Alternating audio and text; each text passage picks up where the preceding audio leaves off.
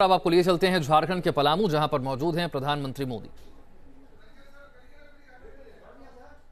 हर मुश्किलें दूर करने का ईमानदारी से प्रयास कर रहे हैं।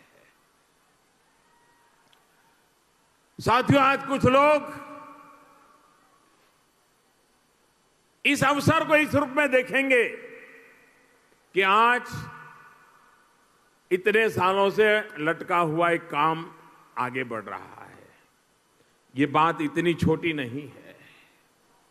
आप विचार कीजिए, जब संयुक्त बिहार था, झारखंड नहीं बना था, एक ही सरकार पटना में बैठती थी। अगर थोड़ी सी संवेदनशीलता किसानों के प्रति होती, यहां के लोगों की मुसीबत का थोड़ा सा भी ज्ञान होता, तो एक संयुक्त सरकार रहते हुए ये काम इतने दिनों तक लटका नहीं होता और 30 करोड़ का 2400 करोड़ तक मामला नहीं पहुंचता। दूसरी बात, आज हिंदुस्तान में पानी को लेकर के अड़ोस पड़ोस के राज्यों के बीच ऐसी लड़ाई चल रही है। सुप्रीम कोर्ट में मामले पड़े हुए हैं, पानी बह रहा है, समंदर में जा रहा है, लेकिन अपने राजनीतिक कारणों से लड़ाइयां लड़ी जा रही है। आज की यह घटना विशेष रूप से देश को नोटिस करनी होगी। मैं बिहार के मुख्यमंत्री मेरे मित्र नीतीश कुमार जी को बधाई देता हूं। मैं झारखंड के मेरे साथी मुख्यमंत्री रघुवर दास जी को बधाई देता हूं कि दोनों सरकारों ने मिलकर के दोनों राज्यों से जुड़ा हुआ इस प्रोजेक्ट को उन्होंने संपन्न करने की दिशा में समझदारी पूर्वक कदम उठाए। मैं बिहार से आए हुए हमारे सांसदों का अभिनंदन करता हूं। मैं झारखंड के मेरे सांसदों का अभिनंदन करता हूं।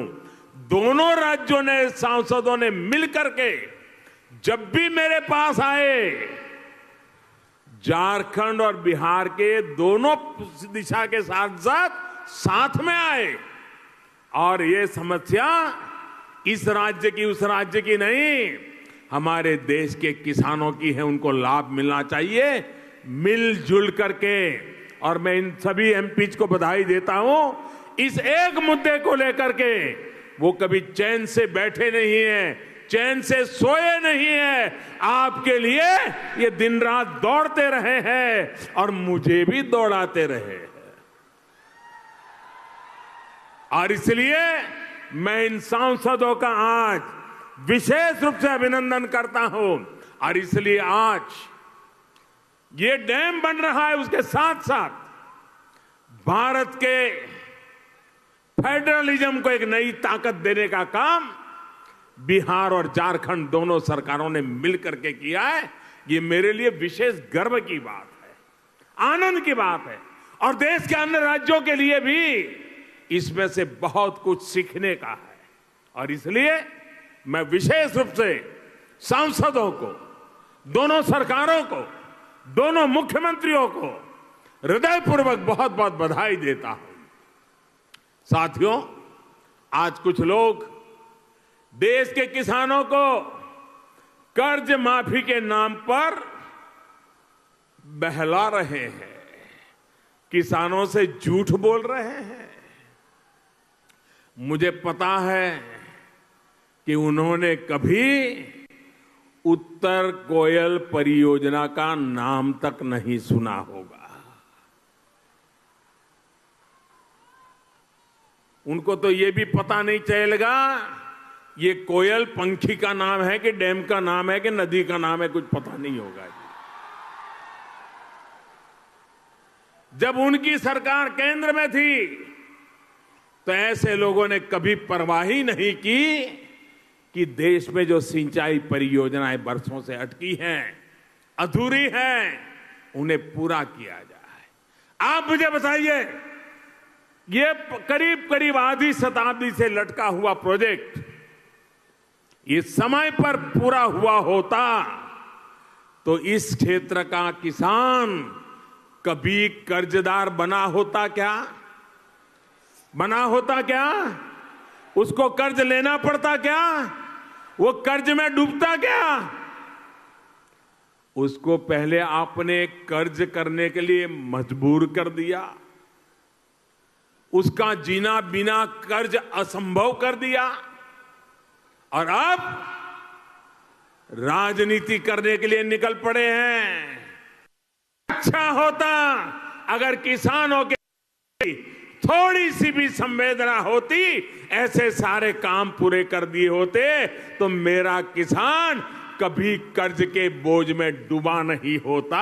अरे वो तो दुनिया को कर्ज देने की ताकत वाला बन गया होता।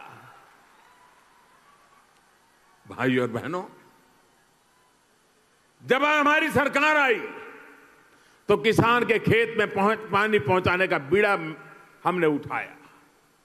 जब पुरानी अधूरी सिंचाई परियोजनाओं के कागज निकलवाए तो ऐसे ऐसे कारनामों का पता चला कि मेरी तो आंखें खुल गई, खुली खुली रह गई जी। एक प्रकार से आंखें फट गई, ऐसा काम करके गए।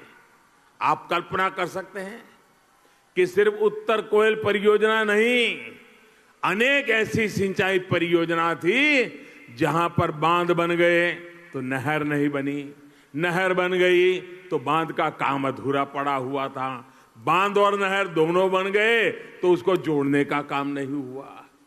ऐसा कोई परवाह ही नहीं, पैसे गए तो गए, जमीन गई तो गई, किसान मर रहा है तो मर रहा है, यही काम करते रहे जी।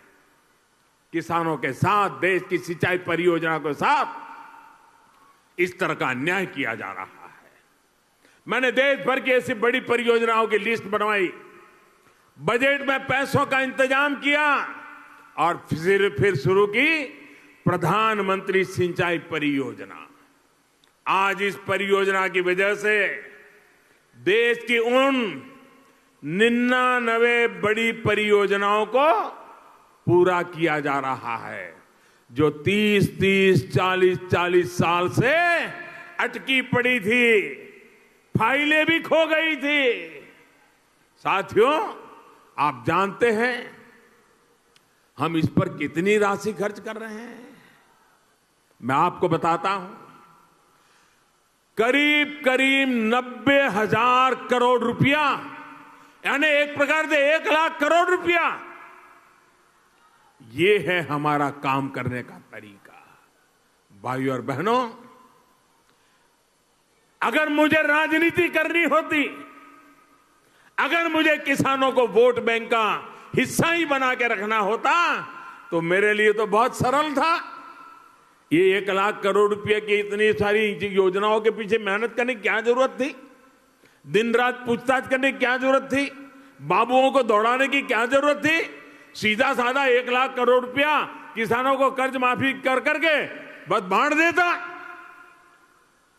लेकिन मैंने किसानों को गुमराह करने वाला रास्ता नहीं चुना, पाप नहीं किया।